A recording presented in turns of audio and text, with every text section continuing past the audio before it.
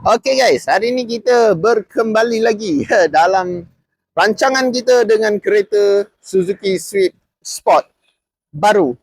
So model ni adalah model ZC33S. Yang mana model ni first model untuk Suzuki Swift yang menggunakan enjin turbo. Before ni dia pakai enjin NA dengan high compression engine, horsepower pun dia dalam 1.3 something. Tapi torque dia tak berapa tinggi.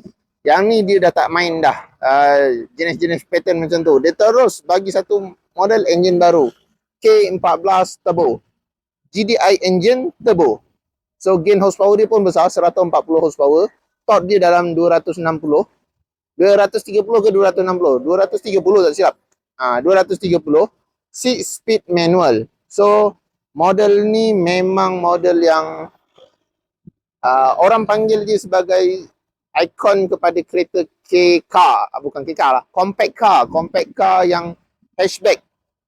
Ramai orang akan cari model-model Type R, Evo untuk dapat feel fun to drive dia.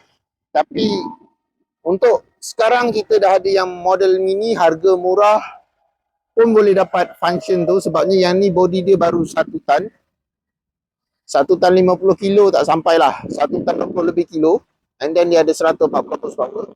Torque dia ada 230 Nm. Memang cukup berkuasa. So model ni pun dari safety dia pun dah cukup bagus. Dia dah ada autonomous cruise control, lane assist pre-crash. Lepas tu dia dah ada 6 airbag, reverse camera semua dah ada. Lampu pun dia dah pakai HID original.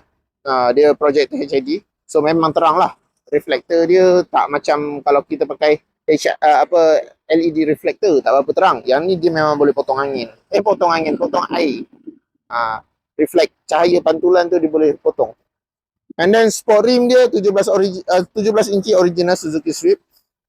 Bawah dia ada lane carbon. Blind spot monitoring dah siap. Yang ni ada keyless entry.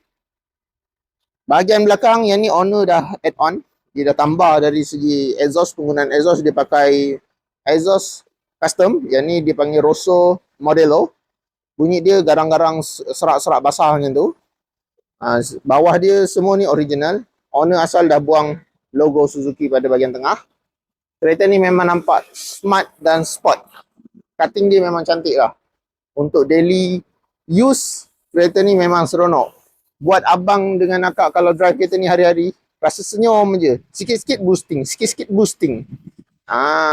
So yang ni push start button. Yang ni front parking sensor. Yang ni lane assist pre-crash dengan ESC. Okay. Multi steering function dengan D flat ala-ala racing macam tu. Dia pun dah jahitan penuh. Seat semi bucket. Fabric original daripada Suzuki Swift Sport punya seat. 6 speed manual. Ni 6 speed manual. Infotainment dia daripada Carrozzeria, original betul-betul Panasonic, tapi ni owner dekat Jepun dah tukar. And then dia datang juga dengan ada tu. Aircon auto aircon. Dia ada climate control auto. And then lain dia datang dengan spek macam ni. Belakang original, dah ada carpet dari dulu.